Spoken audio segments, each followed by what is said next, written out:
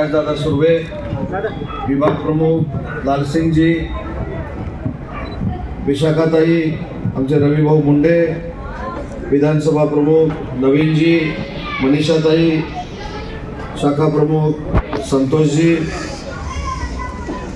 महिला शाखा संघटक शीतलताई, व्यासपीठावरील सर्व सन्माननीय मान्यवर आणि मोठ्या संख्येने उपस्थित बंधू आणि भगिनींनो,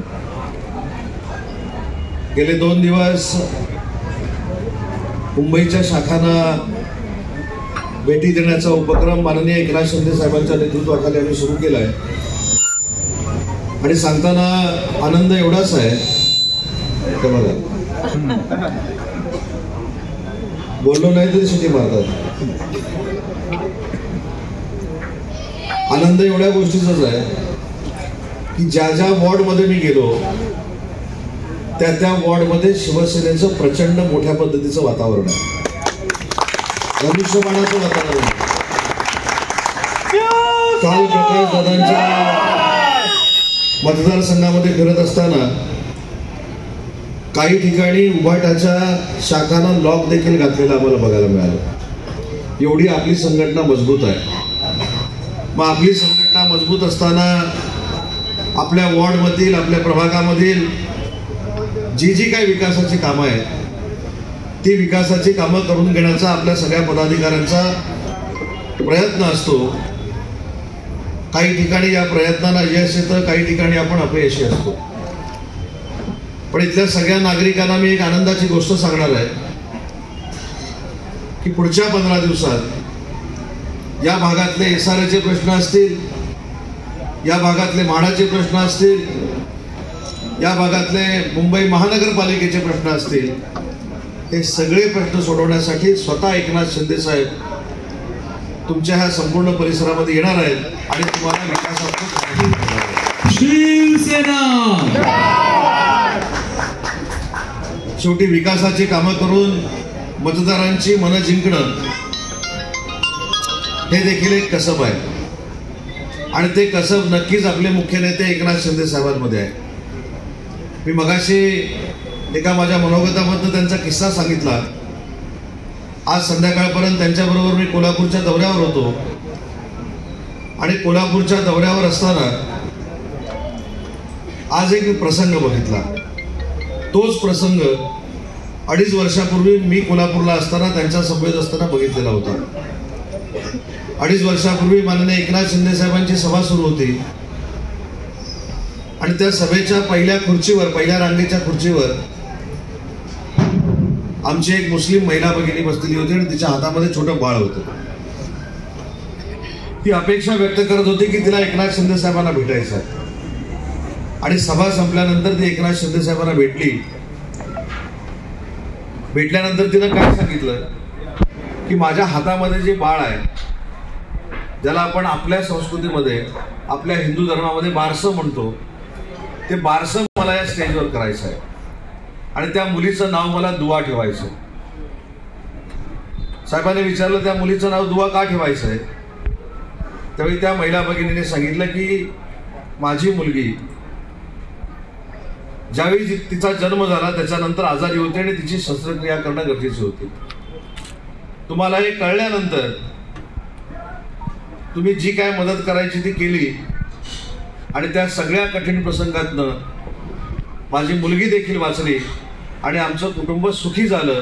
तुमच्या आशीर्वादानं ती वाचली म्हणून तिचं नाव मला दुआ ठेवा. त्या प्रसंगामध्ये देखील मी साहेबांबरोबर होतो आणि आज तीच मुलगी 2.5 ते पावणे 3 वर्षांची झाल्यानंतर तिच्या आईबरोबर भेटायला आली होती आणि कुतूहलानं माननीय शिंदे साहेबांनी तिला उचलून घेतलं होतं आणि ती साहेबांच्या अंगाखांद्यावर खेळत होती. त्यावेळी साहेबांच्या चेहऱ्यावरचे जर भाव आपण बघितले असते तर आपल्याला एक मनापासूनचा आपल्याला देखील आनंद मिळाला असता की ज्या मुलीचं जीवनच उद्ध्वस्त झालं होतं त्या मुलीला आयुष्य देण्याचं काम माननीय एकनाथ शिंदे साहेबांच्या मदतीतनं झालं आणि ती मुस्लिम भगिनी पुन्हा एकदा त्या 2.5 पावणे 3 वर्षाच्या मुलीला घेऊन साहेबांना सांगत होती की तुमची नात आजोबांना भेटायला आलेली आहे. मी तुमच्या पिक्चरची स्टोरी तुम्हाला सांगत नाही. 2.5 वर्षापूर्वी त्या सभेला देखील साहेबांबरोबर मी होतो आणि आज देखील ती ज्यावेळी मुलगी साहेबांना भेटली त्यावेळी देखील साहेबांबरोबर मी होतो. त्याच्यामुळे म्हाडाची कामं होतील, एसआरईची कामं होतील, मुंबई महानगरपालिकेची कामं होतील, पण एवढा भावनाप्रधान नेता कुठच्याही पक्षाला मिळाला नाही. तो आपल्या पक्षाला मिळाला आहे याची नोंद शिवसेनेच्या प्रत्येक कार्यकर्त्यांनी घेतली पाहिजे. जास्त वेळ मी तुमचा घेणार नाही, अगोदरच उशीर झालाय. मला पुढे देखील आजही आपण शपथ घेऊया, आज आपण संकल्प करूया. शेवटी शाखा प्रमुख हा शिवसेनेचा कणा आहे. गटप्रमुख हा देखील आमच्यासाठी महत्वाचा आहे. जे नगरसेवक निवडून जातात, जे आमदार निवडून जातात, ते या सगळ्यांमुळेच निवडून जातात. ही लोक घराघरामध्ये जाऊन पत्रकं वाटतात, ही सगळी पदाधिकारी मंडळी लोकांना जाऊन कन्व्हिन्स करतात, त्यांच्याबरोबर संवाद साधतात.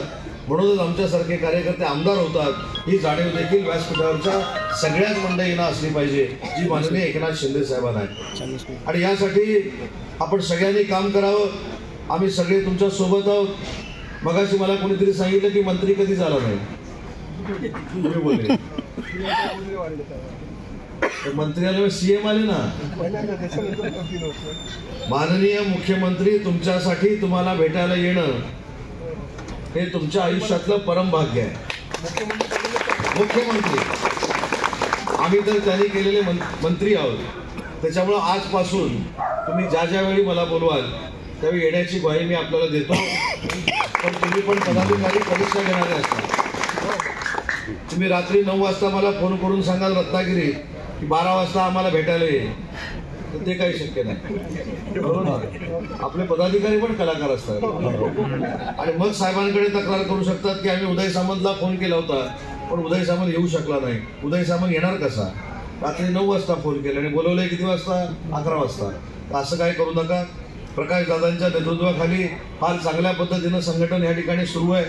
फक्त युवा सेनेच्या पदाधिकाऱ्यांना मला विनंती करायची आहे, युवा सेना कशी वाढवायची हे जरा माननीय प्रकाश दादांच्या मतदारसंघामध्ये जाऊन बघून या. राजदादा सुर्वेने कशा पद्धतीची युवा सेना वाढवली ते आपण तिथे जाऊन बघून या. युवा सेना हा देखील आपल्या संघटनेचा महत्वाचा भाग आहे. युवा सेना म्हणजे फक्त घोषणा देण्यासाठी नाही, तर युवकांपर्यंत आपल्या एकनाथ शिंदे साहेबांचे आणि धनुष्यबाणाचे विचार पोहोचवण्यासाठी ही युवा संघटना आहे. त्याच्यामुळे ही युवा संघटना देखील फार मोठ्या ताकदीने या परिसरामध्ये वाढली पाहिजे. त्याच्यासाठी जी काय मला मेहनत घ्यावी लागेल ती मी नक्की घेईन. परंतु प्रकाशदादांना मला विनंती आहे की राजला देखील इथं पाठवा, राजला देखील या ठिकाणचं संघटन करायला सांगा. कारण शेवटी आपण एकनाथ शिंदे साहेबांचा पक्ष वाढवतोय. तुम्ही आणि मी वाढण्यापेक्षा तो जर एकनाथ शिंदे साहेबांचा पक्ष वाढवत असेल म्हणजे शिवसेना वाढवत असेल तर त्याला मुंबईच्या कुठच्याही भागामध्ये संघटना वाढवण्याचा अधिकार आहे, असं माझं प्रांजळपणाचं मत आहे. त्याच्यामुळे सगळ्या युवा वर्गाने मी देखील तुमचं शाखा प्रमुखचं वय किती आहे? तुमचं वय विचारतो म्हणून राग म्हणतो. 27 वर्षाचा कोण आहे? 27 वर्षाचा कोण आहे? मी 27व्या वर्षी आमदार झालो. त्याच्यामुळे युवा शक्ती जर मागं असेल तर युवक क्रांती करू शकतात हे मी माझ्या मतदारसंघामध्ये बघितलेलं आहे. आणि जे 2004ला निवडून आलो ती त्यावेळीची युवा संघटना आणि त्याच्यानंतर निर्माण झालेली युवा संघटना ही आजही माझ्यासोबत आहे. त्याच्यामुळे युवकांना बरोबर घेऊन 40, 45, 50 वर्षाच्या सगळ्या लोकांना काम करावंच लागेल. शाखा प्रमुख 40 वर्षाचे जरी असले तरी ते 27शीतलेच वाटतात. तरी देखील आपण सगळ्यांनी युवकांना बरोबर घेऊन काम केलं पाहिजे. सगळे पदाधिकारी आपल्या सोबत पाहिजेत. महिला भगिनींना देखील विनंती करायची आहे की महिलांचं संघटन हे माझी लाडकी बहीण योजनेच्या जीवावर आपण वाटेल त्या पद्धतीनं वाढू शकतो. एवढं चांगलं काम माननीय एकनाथ शिंदे साहेबांनी केलेलं आहे. सख्या भावापेक्षा दर महिन्याची ओवाळणी, पण सख्खा भाऊ एकदाच भाऊबीजेला ओवाळणी टाकतो. आले ना, म्हणजे माझा पायगुण किती चांगला आहे. पण हा भाऊ जो आहे हा वर्षाचे 12 महिने तुम्हाला भाऊबीज देतोय याची नोंद सगळ्या महिला भगिनींना असली पाहिजे. त्याच्यामुळे इथं महायुतीचा जो कोण उमेदवार साहेब देतील त्याला निवडून आणण्याची शपथ आज या कार्यक्रमाच्या निमित्तानं आपण घेऊया. उशीर झाल्यानंतर देखील आपण थांबलात त्याबद्दल आपल्या सगळ्यांचे आभार मानतो आणि माझं मनोगत संपवतो. जय हिंद, जय महाराष्ट्र.